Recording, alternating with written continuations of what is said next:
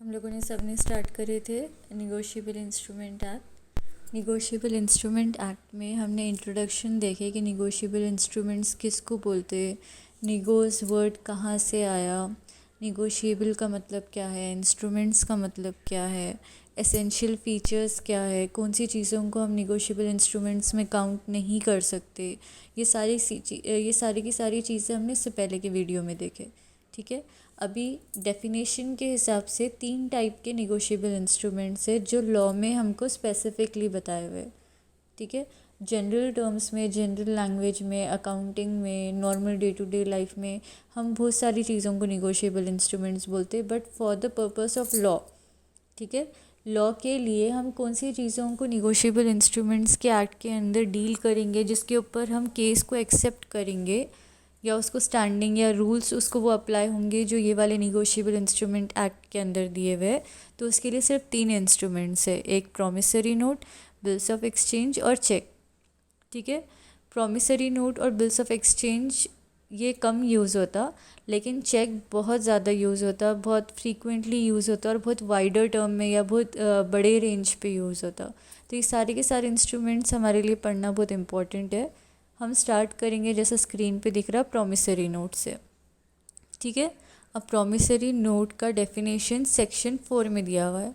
बहुत सारी चीज़ें जैसे मैंने पिछले वीडियो में भी बताई थी, essential characteristics of promissory note जो है इसमें, और चेक के है या बिल्स ऑफ एक्सचेंज के है, वो ऊपर जो मैंने एसेंशियल एलिमेंट्स दी थी इससे पहले वाले वीडियो में, वही सेम इसके अंदर भी रहेंगे, वही सेम बिल्स ऑफ एक्सचेंज में भी रहेंगे, वही सेम फिर से चेक के अंदर भी रहेंगे।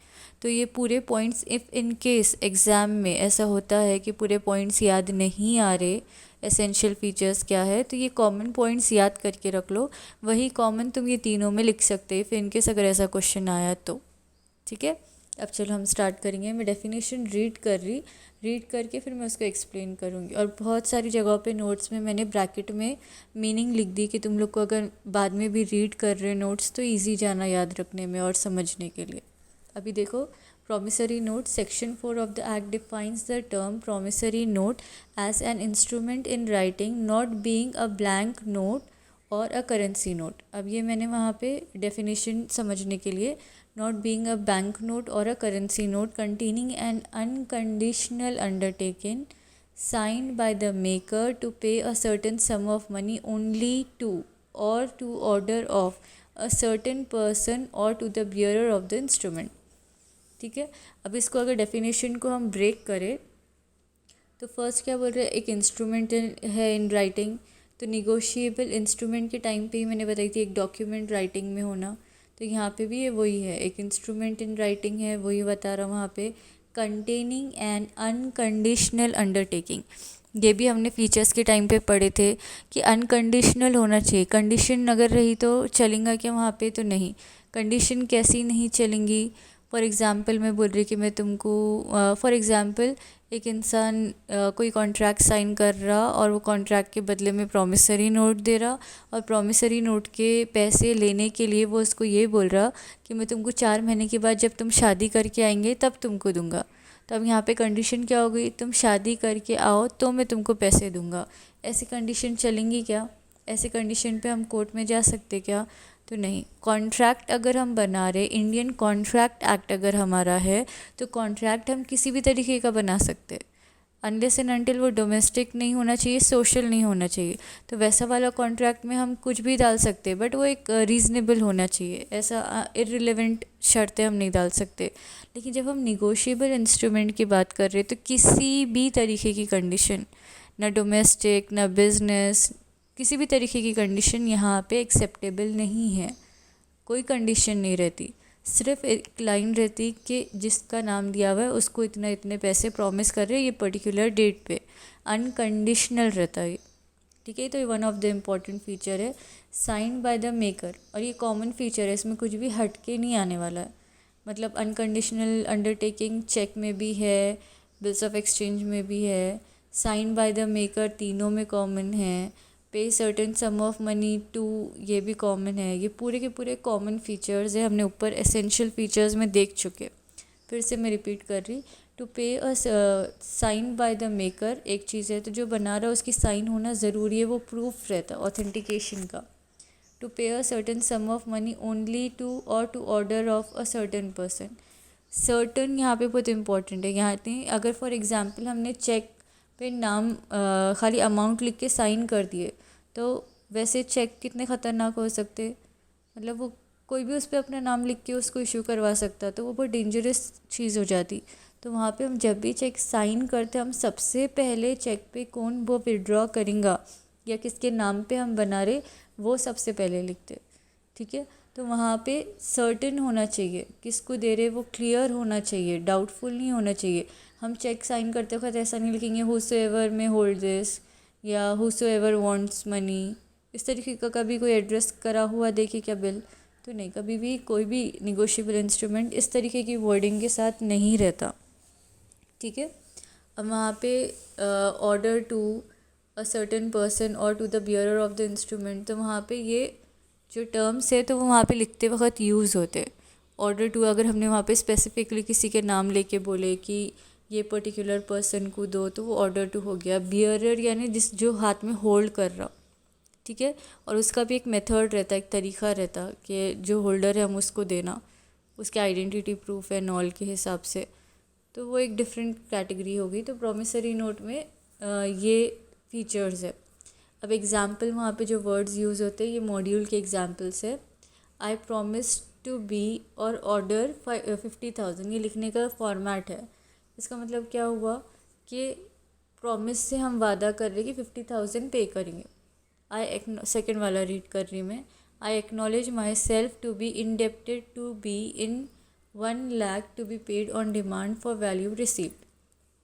ठीक है, अब यहाँ पे इसका मतलब क्या है कि मैं ये प्रॉमिसरी नोट है। प्रॉमिस वर्ड अगर हम देखें तो प्रॉमिस वर्ड से क्या समझ में आ रहा है कि हम वादा कर रहे कि हमको मालूम है कि हम इतने पैसे हमारे ऊपर उधार है और हम इतने पैसे दे देंगे। ऑन डिमांड का मतलब है जब मांगेंगे तब दे देंगे। ठीक है, अब इसके एसेंशियल कैरेक्टरिस्टिक्स क्या है देखो। राइटिंग में होना चाहिए ऑब्वियसली। ओरल चलता क्या, ओरल प्रोमिस को हम एक्सेप्ट करते क्या, नहीं। रिटन होना चाहिए।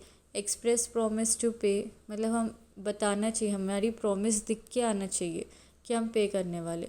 डेफिनाइट एंड अनकंडीशनल प्रॉमिस होना चाहिए। डेफिनाइट एंड अनकंडीशनल यानी घुमा फिरा के और कंडीशंस के साथ, इररिलेवेंट बातों के साथ प्रॉमिस नहीं होना चाहिए। सीधा सीधा to the point, I promise to pay so and so rupees on so and so date, ख़त्म हो गई बात।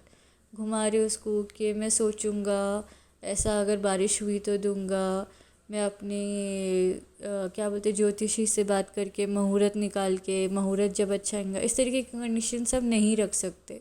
ठीक है, नॉर्मल टर्म्स में हम किसी भी तरीके की चीज़ें कर सकते, बट प्रॉमिसरी नोट में हम ये चीज़ नहीं कर सकते। डेफिनाइट होना चाहिए, अनकंडीशनल होना चाहिए, साइन बाय मेकर होना चाहिए।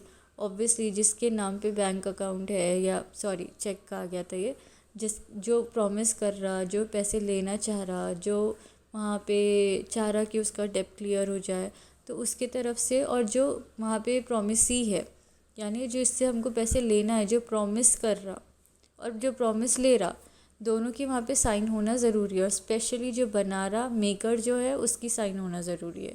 प्रॉमिस टू पे सर्टेन सम, अब ये तीनों निगोशिएबल इंस्ट्रूमेंट के कॉमन पॉइंट्स है। Promise to pay certain some, promissory note हमेशा और हमेशा सिर्फ और सिर्फ मनी के रिलेटेड रहेंगी। सर्टेन सम रहेगा मतलब वहाँ पे डाउटफुल नहीं रहेगा कि जितने बनते होंगे तब देखेंगे उतने में प्रॉमिस करता। मतलब फॉर एग्जांपल अगर मैं आज कोई काम ले रही तो मैं बोलूँगी, प्रॉमिस में लिख रही कि मैं प्रॉमिस करती मैं तुमको पैसे दूंगी जितना मेरे दिल में आया उतना, ऐसा कभी नहीं बनेगा। सर्टेन सम रहता है, एक फिक्स अमाउंट रहता, और ये हमेशा पैसों में ही रहेगा, और एक स्पेसिफिक पर्सन के लिए रहेगा, और ये स्टैम्प भी रहेगा। ठीक है, अब सेम जो 3 कंडीशंस जो ऊपर हमने कंडीशंस पढ़े ना, ये जो हमारे 8 कंडीशंस है, ये केस लॉ हुआ था हाई कोर्ट में, संत सिंह वर्सेस मदानास पानिका। ठीक है, अब ये केस जो हुआ था इसके अंदर held that an instrument is a promissory note if there are present the following elements. ऊपर वाले ही अनकंडीशनल अंडरटेकिंग होनी चाहिए, money and should be certain, कोई सम ऑफ मनी होना और सर्टेन होना चाहिए, ऑर्डर ऑफ द पर्सन होना चाहिए, बियरर ऑफ द इंस्ट्रूमेंट लिखा हुआ होना चाहिए, the maker should sign it. ज़रूरी है कि मेकर ने उसको साइन करना। अब एक फॉर्मेट तुम लोग को एक और अच्छे से माइंड में याद रहने के लिए, ये नीचे जो दिया हुआ है ये प्रॉमिसरी नोट का फॉर्मेट है। एक सिंपल सा फॉर्मेट है, इसमें और अच्छे तरीके से भी लिखा हुआ रहता है, बट ये एक सिंपल फॉर्मेट समझने के लिए। रुपीज़ दिया हुआ है एक तरफ ऊपर, प्लेस और डेट दिया हुआ है, फिर month, days after I promise to pay. अब ये जो प्रॉमिस टू पे है ना, ये प्रॉमिसरी नोट में ही मिलेगा, प्रॉमिस वर्ड तुमको इसी में मिलेगा। और bearer order the sum of rupees and so for value received with interest, और ये इतना इतना सब रहेगा, और मेकर। ठीक है, इतनी चीज़ें किसके अंदर रहेंगी। आई होप प्रॉमिसरी नोट समझ में आ गया। कोई भी डाउट है इसके अंदर तो मेरे को पूछ लो, लेकिन पूरे पॉइंट्स एक दूसरे से बहुत रिलेटेड है, कॉमन है। आज हम सिर्फ ये वाले वीडियो में तीनों क्लासेस, मतलब तीनों जो प्रॉमिसरी नोट है, बिल्स ऑफ एक्सचेंज और चेक है, इसका बेसिक अंडरस्टैंडिंग लेंगे। ये पूरा होने के बाद मैं नेक्स्ट वीडियो में क्लासिफिकेशन भी बता दूंगी, तो डिस्टिंग्विश क्या है वो भी समझ में आ जाएगा। अभी थोड़ा सा आइडिया होगा, बट मोर क्लियरिटी के लिए मैं डिस्टिंग्विश बता दूंगी। अभी बिल्स ऑफ एक्सचेंज, ठीक है। अब सेक्शन देखो, हमने ऊपर जो पढ़े थे प्रॉमिसरी नोट का सेक्शन ऑफ डेफिनेशन क्या था, 4, बिल्स ऑफ एक्सचेंज का 5 है। ठीक है। अब bills of exchange is an instrument in writing containing an unconditional order signed by the maker, directing a certain person to pay a certain sum of money only to। अब हमने जब ऊपर का डेफिनेशन देखे थे, ऊपर के डेफिनेशन में और नीचे के डेफिनेशन में बिल्स ऑफ एक्सचेंज हटा दो तो मेकर तक every word to word same है। Instrument in writing, unconditional order sign by the maker, same word to word same है। चेंज कहाँ से हो रहा, directing a certain person, directing, वहाँ पे जो इंसान बना रहा वो प्रॉमिस कर रहा है, यहाँ पे एक इंसान डायरेक्ट कर रहा, ठीक है, वहाँ पे डिक्टेट कर a certain person to pay certain sum of money only to a certain person or order of a certain person or the bearer of the instrument. ये 3 सिचुएशंस है। एक इंसान डायरेक्ट करेगा, यानी वो बोलेगा दूसरे इंसान को कि मेरे को इतने पैसे इस समय पे देना, या तो एक पर्टिकुलर इंसान को देना, या order of a certain person पे, यानी एक इंसान डिमांड कर रहा तो देना, या तो बियरर ऑफ द इंस्ट्रूमेंट को देना, यानी जिसके पास वो इंस्ट्रूमेंट रहेगा उसको देना। अब ये बियरर ऑफ इंस्ट्रूमेंट अगर तुम लोग को याद होगा तो 11th-12th में अकाउंट्स में हम बिल्स ऑफ एक्सचेंज पढ़ते। बियरर ऑफ द इंस्ट्रूमेंट का मतलब यह है कि अगर फॉर एग्जांपल हमारा बिल्स ऑफ एक्सचेंज हमने बैंक के पास लेके गए और एंडोस कर दिए, ठीक है, डिस्काउंट करवा दिए बैंक से। अब डिस्काउंट कराए या एंडोस कराए, दोनों ही सिचुएशन में जिसके नाम पे बना था वो हट के अब उसका ओनर कोई और हो गया। उस सिचुएशन में जिसके हाथ में वो बियरर इंस्ट्रूमेंट है उसको उसके पैसे मिलने का राइट है, तो यहाँ पे to the bearer of the instrument. ठीक है। अब इसके ऊपर भी एक केस लॉ हुआ था जिसके बेसिस पे कुछ एसेंशियल कैरेक्टरिस्टिक्स आए, लेकिन वो सारे पूरे कॉमन से, लेकिन स्टिल याद रखने के लिए। द कैलकत्ता हाई कोर्ट इन हुंडी वर्सेस सिन्हा वर्सेस बिंदे बसन केस लॉ में ये हुआ था। एसेंशियल कैरेक्टरिस्टिक्स नरेट किए थे। Bills of exchange which is that it contains an order to accept और to pay and that the acceptor should accept it. In the absence of such a direction to pay, the document will not be a bill of exchange or a hundi। अब यहाँ पे हुंडी जो है वो क्या है मैं बाद में एक्सप्लेन करती, बट इसको ज़्यादातर ये स्कोप से बाहर निकाला हुआ है। लेकिन अब बिल्स ऑफ एक्सचेंज क्या है, तो बिल्स ऑफ एक्सचेंज के एसेंशियल कैरेक्टरिस्टिक्स ये वाले केस लॉ के हिसाब से क्या क्या है, ऑर्डर टू एक्सेप्ट और टू पे, वहाँ पे ऊपर के फीचर्स के साथ साथ ऑर्डर टू एक्सेप्ट और टू पे, ऑर्डर वर्ड है वहाँ पे। क्या का ऑर्डर है, हम डायरेक्ट कर रहे एक पर्टिकुलर इंसान को कि एक्सेप्ट करो अपने डेब्स को या पे करो अपने डेब्स को। ठीक है। Acceptor should accept it in the absence of such a direction to pay, the document will not be a bill of exchange or a हुंडी। अगर वहाँ पे हमने डायरेक्शन नहीं दिए, हमने ऑर्डर नहीं दिए कि किसको देना है, क्या देना है, एक्सेप्टेंस नहीं बताया, तो वहाँ पे वो बिल्स ऑफ एक्सचेंज नहीं रहेगा। ठीक है। अब हुंडी जो है ना, ये लोकल एरिया के लिए बिल्स ऑफ एक्सचेंज है, इसके लिए लॉ गवर्न ज़्यादा नहीं करता, इसका अलग तरीके से डीलिंग होती, क्योंकि ये लोकल लोगों के लोकल रूल्स के हिसाब से चलते। मैं ये नहीं बोल रही कि एक लोकल और ऑर्डिनरी लेवल के ये ट्रांजैक्शन है, लेकिन ये जो हुंडी रहता है ये फॉर एग्ज़ाम्पल अगर समझो अभी औरंगाबाद है, तो औरंगाबाद में अगर किसी का लेन देन हो रहा हो, ट्रांजैक्शन हो रहा और उनका बिल्स ऑफ एक्सचेंज बन रहा है, तो यहाँ के रूल्स एंड रेगुलेशंस वो बना ले रहे, लोकल कस्टम और कल्चर के हिसाब से वो बना ले रहे, उनके हिसाब से वो टर्म्स एंड कंडीशंस डाल दे रहे।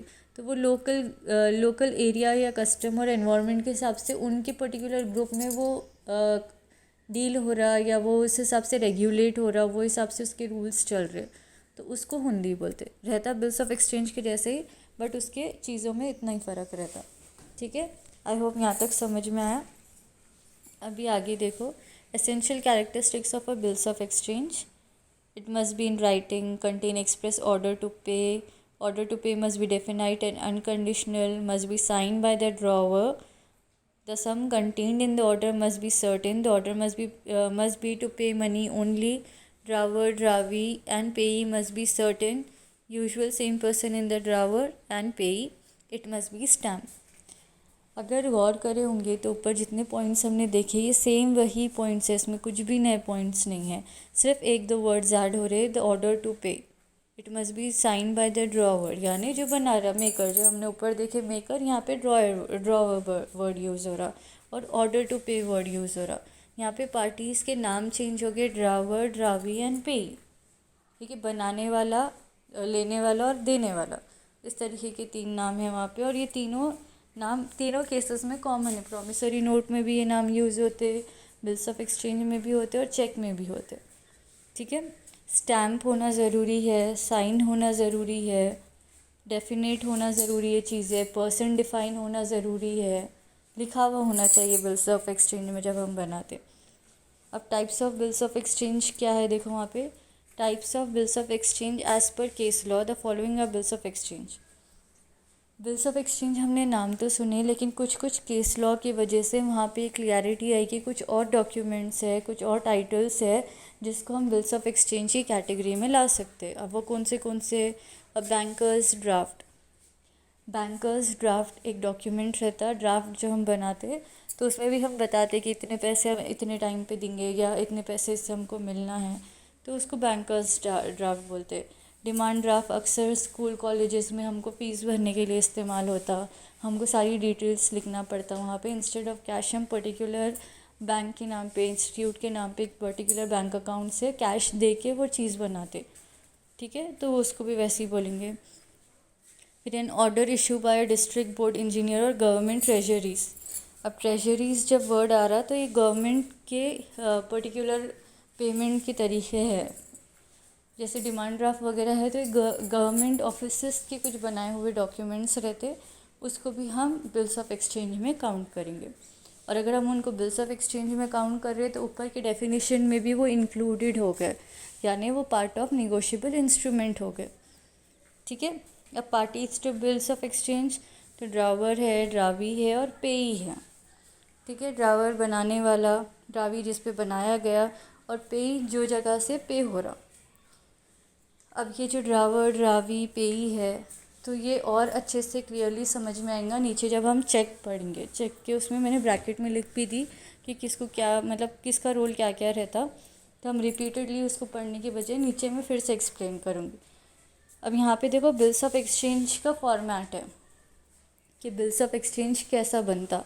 एक सिंपल सा फॉर्मेट है, रियल उसमें थोड़ा ऊपर नीचे और हो सकता है इसका, और बहुत सारा सिमिलर है। अब देखो यहाँ पे अमाउंट रुपीज़ में प्लेस डेट दी हुई है, डेज, मंथ, आफ्टर, बियरर, सम, ये सब दिया हुआ है। इसमें परसेंटेज का एक चीज़ नहीं है। और दूसरा ऊपर हमने देखे थे प्रॉमिस टू पे, यहाँ पे वो प्रॉमिस नहीं है। ठीक है, बाकी सेम है। अब ड्रावर एक है, ड्रावी एक है। प्रॉमिसरी नोट में इतनी पार्टीज़ का नाम वहाँ पे मतलब साइन की ज़रूरत नहीं है, बट यहाँ पे जो बना रहा और जिस पे बनाया जा रहा है दोनों का नाम लिखना ज़रूरी। ठीक है, अब नीचे चेक देखो। अब अगर सीक्वेंस याद है तो सेक्शन 4 किसका था, promissory note. Section 5 bills of exchange. Section 6 cheque. किसके सेक्शन से ये, निगोशिएबल इंस्ट्रूमेंट एक्ट 1881। ठीक है, अब चेक क्या चीज़ है, और चेक बहुत इंटरेस्टिंग है क्योंकि हम अपने डे टू डे लाइफ में बहुत बार देखते चेक, हम यूज़ भी करते चेक, हम बनाते चेक। अब हम प्रोफेशनल क्लासेस में हैं, हम प्रोफेशनल लेवल पे स्टडी कर रहे, तो चेक ऐसी चीज़ है जो एवरीडे ट्रांजैक्शन में स्कूल टाइम से कहीं ना कहीं हमको पता है कि चेक क्या है, ठीक है, लेकिन उसको एक प्रैक्टिकल वे में, एक लॉ के सेंस में मीनिंग क्या है हम वो पढ़ रहे हैं अभी। अभी कुछ भी लॉ से रिलेटेड हमने यहाँ पे स्टार्ट नहीं करा, हम सिर्फ कॉन्सेप्चुअल अंडरस्टैंडिंग लेके जा रहे हैं। तो अब चेक के बारे में हमारी अंडरस्टैंडिंग क्या है on the basis of law, तो वहाँ पे देखो, A check is a bill of exchange drawn on a specified banker and not expressed to be payable otherwise than on demand. That is, it is always payable on demand, and it includes, ठीक है, and in it includes the electronic image of truncated check, a check in electronic form. अब ये आगे confusion नहीं होना बोल के तुम लोग के मॉड्यूल के हिसाब से दो इम्पॉर्टेंट बाइफिकेशन है। वैसे तो और भी है जो 11th-12th के सिलेबस में पढ़ाते हैं, क्रॉस चेक, डिमांड चेक, उस तरीके के चेक, पियरर चेक, लेकिन अभी उतना वो सब कॉमन अंडरस्टैंडिंग में आता है, इसलिए मैंने वो वाले पॉइंट्स नहीं ली। इन मॉड्यूल के हिसाब से ये दो क्लासिफिकेशन इम्पॉर्टेंट है, ट्रंकेटेड चेक और इलेक्ट्रॉनिक फॉर्म। अभी फर्स्ट में ऊपर से डेफिनेशन एक्सप्लेन कर रही, देखो, A check is a bill of exchange drawn on a specified banker. Cheque हमेशा और हमेशा बैंक के नाम से बनता। हम कोई भी पेपर पे अपने नाम वाम लिख के वहाँ पे चेक नहीं बोल सकते। चेक हमेशा बैंक के एक स्पेसिफिक फॉर्मेट पे ही बनेगा, इसलिए वहाँ पे स्पेसिफाइड बैंकर, ठीक है, ये इंपॉर्टेंट वर्ड है और डिफरेंट है वो दोनों ऊपर जो हमने देखे उससे हटके। फिर उसके आगे क्या है, not express to be payable otherwise than on demand, यानी अगर हमारा चेक बना हुआ है, उसके ऊपर हमारी साइन है या कुछ है, लेकिन वहाँ पे पर्टिकुलर नाम सब चीज़ें दिए हुए नहीं है, डेट नहीं दिए हुए, तो वो ऑन डिमांड नहीं हो रहा।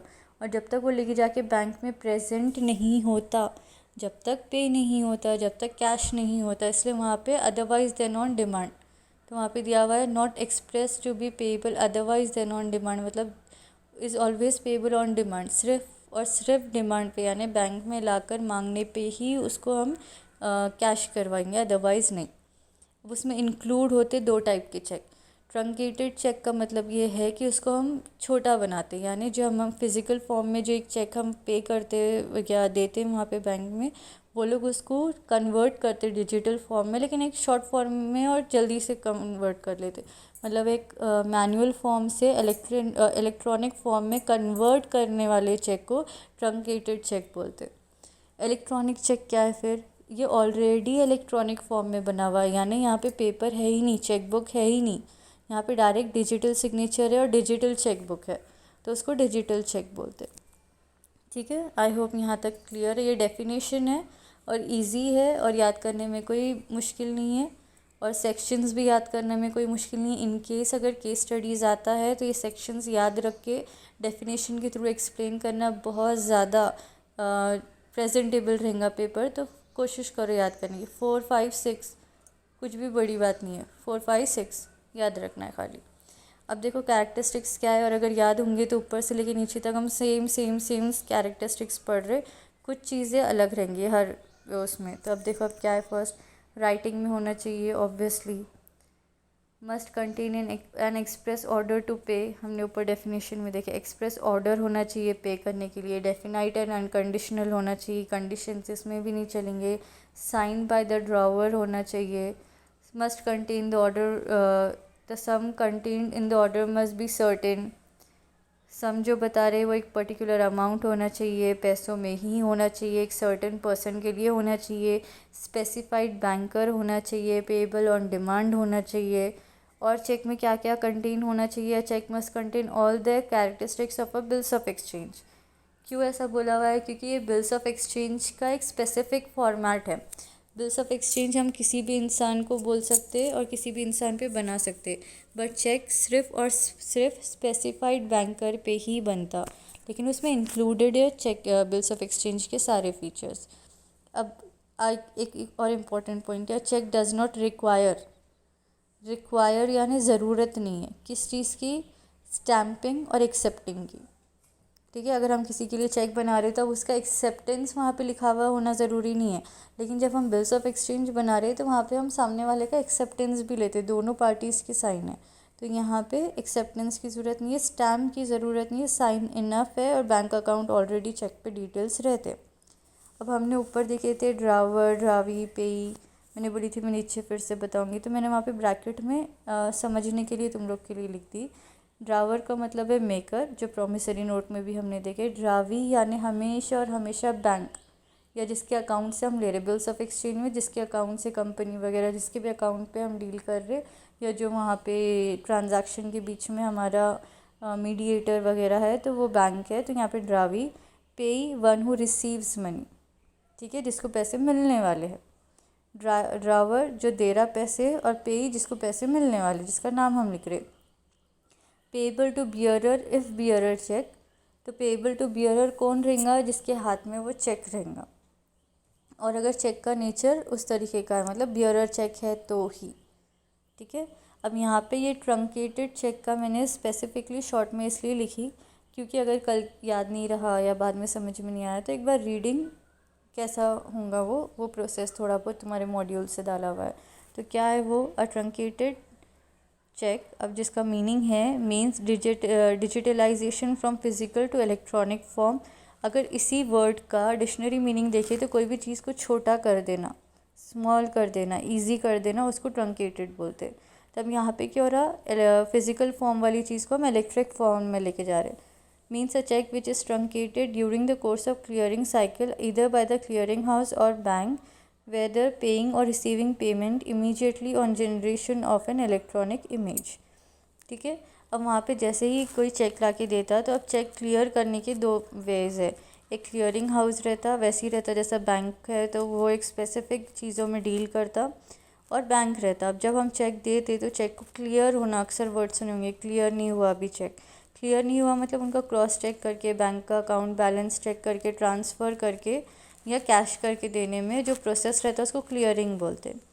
तो यहाँ पे वो जो क्लियरिंग प्रोसेस का जो मेथड है या प्रोसेस है, वो प्रोसेस में हम जब फिज़िकल चेक हाथ में लेते तो उसको इलेक्ट्रॉनिक फॉर्म में ट्रांसफ़र करके चेक करते, वेरीफाई करते, क्रॉस चेक करते। तो उस वाले मेथड में जो चेक बनता, बैंक वाले बनाते, हम नहीं बनाते, बैंक बनाता ये वाला चेक, तो उस चेक को ट्रंकेटेड चेक बोलेंगे, ठीक है। वहाँ नीचे देखो, for transmission substituting the future physical movement of cheque in writing. Physical future movement यानी अगर हमको एक ब्रांच से दूसरे ब्रांच में डालना है, या हमको दूसरे सिटी में के ब्रांच से क्रॉस वेरीफाई करना है, अकाउंट्स उस तरफ है, तो वहाँ पे हम चेक का इलेक्ट्रॉनिक फॉर्म जो बैंक बनाता, शॉर्ट फॉर्मेट और सेंड करता, तो उसको ट्रंकेटेड फॉर्म बोलेंगे, ठीक है। अब नीचे जो फॉर्मेट है चेक का, वो नॉर्मल फॉर्मेट है, ट्रंकेटेड फॉर्मेट नहीं, जनरल फॉर्मेट है। अब इससे ज़्यादा अच्छा वाला फॉर्मेट तुम लोगों ने देखे होंगे रियल चेक में, जिसके अंदर अकाउंट नंबर, बैंक का नाम और सारे आसपास पेपर में डिटेल्स रहते, इलेक्ट्रॉनिक नंबरिंग रहती है, जो वहाँ पे कोडिंग रहती है, अकाउंट नंबर्स रहते, बैंक डिटेल्स रहते, वो सब कुछ रहता। यहाँ पे XYZ बैंक और ये सब जो है, यहाँ पे फॉर्मेट दिया हुआ है कि अपनी डिटेल्स दिए हुए। यहाँ पे XXX और X जो दिया हुआ है वो साइन करने के लिए जो बना रहा है उसका। यहाँ बॉक्स जो, आई होप चेक का तो पता ही है, ऊपर डेट एंड ऑल सब लिखा हुआ रहता। तो एक चेक इस तरीके से रहता, पे रहता और रुपीज़ रहता, अब किसको पे करना और कितने रुपीज़। इसमें वो सेंटेंसेस उतने नहीं रहते जितने हमने ऊपर प्रोमिसरी नोट और बिल्स ऑफ एक्सचेंज में देखे। इसमें सिर्फ इतने ही वर्ड्स यूज़ करे हुए रहते, स्टेटमेंट इतना ही रहता, ऊपर डेट दिया हुआ रहता खाली। प्लेस एंड ऑल दिया हुआ इसलिए नहीं रहता बिकॉज ब्रांच और बैंक के उसमें वो ऑलरेडी IFC कोड ये सब में ऑलरेडी आ जाता, ठीक है। आई promise to pay the bearer और इस तरीके की विथ इंटरेस्ट एंड ऑल, ये सब बातें यहाँ पे नहीं यूज़ होती, एक सिंपल सा डॉक्यूमेंट रहता, ठीक है। आई होप यहाँ तक समझ गया, कुछ नहीं समझा तो पूछ लेना। Thank you, best of luck exams के लिए।